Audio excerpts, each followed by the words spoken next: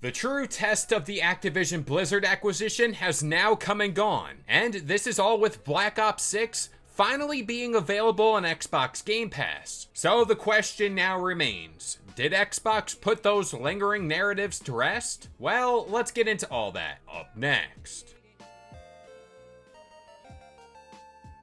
What's going on, guys? It's Kalo, and I'm here to give you the lowdown on all things gaming. And if you're new here, feel free to subscribe to this channel for weekly video game news content. Drop a like on the video, and welcome to the Level Up. So this past week was a big one for Xbox, seeing how Black Ops 6 finally released, and it did release to some pretty nice fan reception. Some numbers were thrown out there that did put this release of Black Ops 6 at the top of the list as far as Call of Duty releases go, and that's a pretty big accomplishment. And as the days do trek on, we might now start to see the trickle-down effect this title will have on the Xbox platform, mainly Game Pass. And heading into all this, even before the title was officially revealed, there were a lot of pundits out there that claimed Xbox Game Pass will stifle the release numbers Call of Duty puts out there year over year.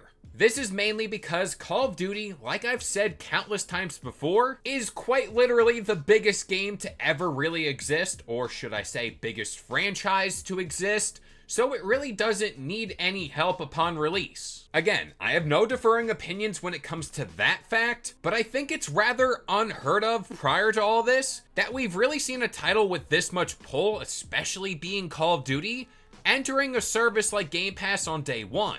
And I think it goes without saying, this was a huge gamble to take on their part from the start, because by putting a title like this into Game Pass, you're essentially doubling that workload that needs to be done. And this is all pertaining to sales numbers, and you also have to factor in how many new subscribers this game gets you for Game Pass. That's a very tall task for any game out there, but quite honestly, if you had to pick one, I do think Call of Duty is the franchise you'd bet on. Plus, when we talk of Game Pass as of late, there has been discourse that numbers have stagnated for Xbox. Again, that's why they've been making these types of moves. And it looks like Xbox, oddly enough, pulled this one off in spades, as Microsoft CEO Satya Nadella shed more light on some numbers on the back end of Xbox. Quote, last week's launch for Black Ops 6 was the biggest Call of Duty release ever, setting a record for day one players, as well as Game Pass subscriber adds on launch day. He continued, and unit sales for PlayStation and Steam were also up over 60% year over year. This speaks to our strategy of meeting gamers where they are, by enabling them to play more games across the screens they spend their time on.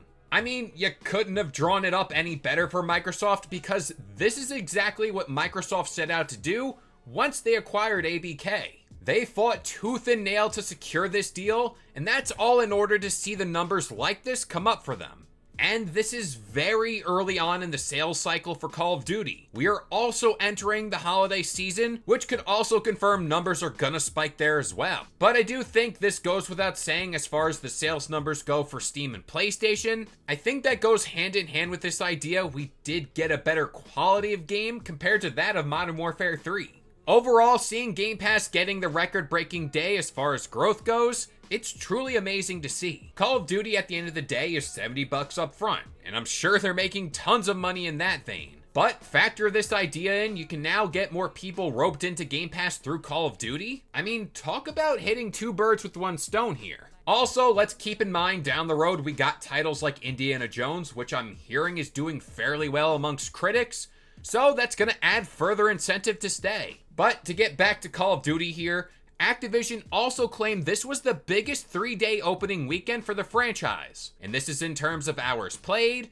total matches, and players. And like I said in a video earlier this week, I got into this game because of its availability on Game Pass, and at the end of the day, that's the main incentive. But sustainability for all this is the big test for Call of Duty and Game Pass, especially when we talk about next year's Call of Duty, or whenever that decides to drop. But I do think it's safe to say if these numbers continue and the success goes up, that's going to be a day one release for Game Pass as well. But with all that being said, I'm going to pass this one off to you guys. How are you guys enjoying Black Ops 6, and do you see the success continuing? But that about does it here. I've been Kalo, I gave you the lowdown on all things gaming, And if you're new here, feel free to subscribe to this channel for weekly video game news content. Drop a like on the video, and this has been the Level Up.